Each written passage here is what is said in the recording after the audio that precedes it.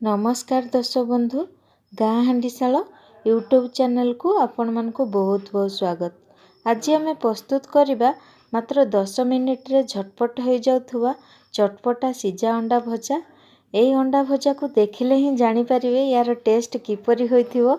छोटरू बड़ समस्तक प्रिय यही अंडा भजा हो जिवो। घरे निश्चिंत ट्राए करंतु, निजे खांतु, परिवार लोक खुआंतु। पे आमे अंडा मसला भजा पे आवश्यक सामग्री देखि नबा।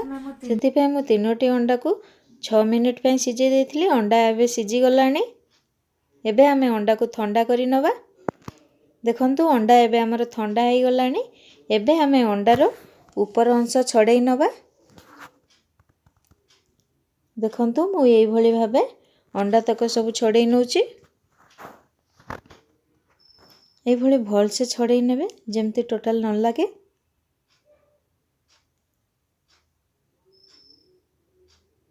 एबे आमे छुरी सहायता रे केयरफुल रे मझिरो 2 फाळ करि नबा।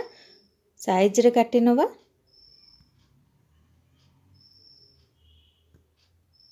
देखंतु एबे मु सबुतक अंडा को ए परिका काटि नेली।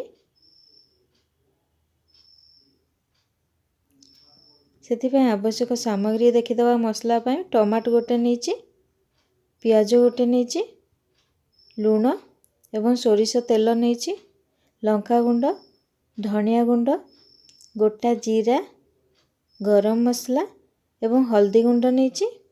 एबे मु प्यान गरम करी तेल 2 चम्मच गरम कर नेची। सेतिरे गोटा जीरा दे दबा।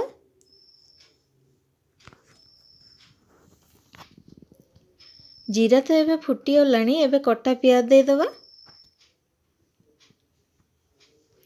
प्याज को हल्का भाजी नबा।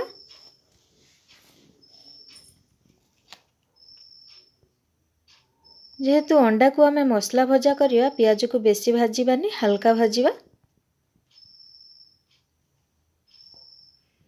प्याज भाजी गलानी। एबे कटा टमाट दे दबा। टमाट को मध्य हल्का भाजी नबा।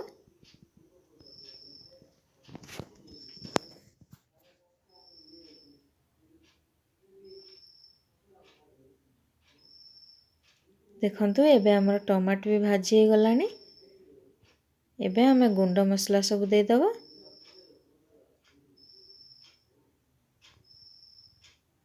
धनिया गुंड हाफ चम्मच दे दबा। लंका गुंड हाफ चम्मच दे दबा। हल्दी गुंड हाफ चम्मच दे दबा। गरम मसला हाफ चम्मच दे दबा। एबे ए सब को भलो भाबे कसी नबा। देखंतु एबे हमर मसला हे गलानी। एबे हमें अंडा दबा पूर्वरु मसला को सबआडे परिका करि नबा। एबे हमें केसर को तळ पट रखी एमती साइज रे दे दबा। देखंतु एई परि भाबे देबे। एई भली दे देले केसर प्रथमे टाण होई जिवो आ अंडा बे भांगीबोनी।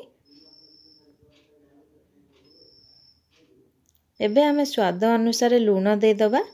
अंडार ऊपर भल से एई भली दे देबे। लूण दे सारला परे हमें 3-4 मिनिट पे धीमा आंच रखी दबा। देखंतु एबे तो 3-4 मिनिट हे गलानी। एपट साइड भी लौटे नबा। एई भली भाबे सबुतक अंडा को उल्टाई नबा। एपट उल्टाई सारला परे पुणी 2 मिनिट पे हमें अंडा को रखी दबा। देखंतु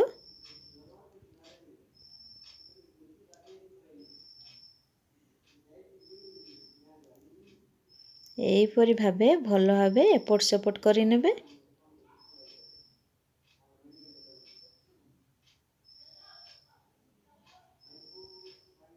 एबे तो हमर अंडा मसला भजा हे गलानी। एबे हमें गोटे प्लेट को खोली नबा। देखंतु केते सुंदर देखा होची। खाइबा पई भी सेति टेस्टी लागिवो। वर्तमान हमर प्रस्तुत हो गला मसला अंडा भजा। जदि आपण मानकु ए रेसिपी भलो लागिची लाइक शेयर कमेंट करंतु। तळे थिबा लाल बटन को दबे सब्सक्राइब करंतु। सर्वप्रथमे मोर रोषेई देखिया पई धन्यवाद।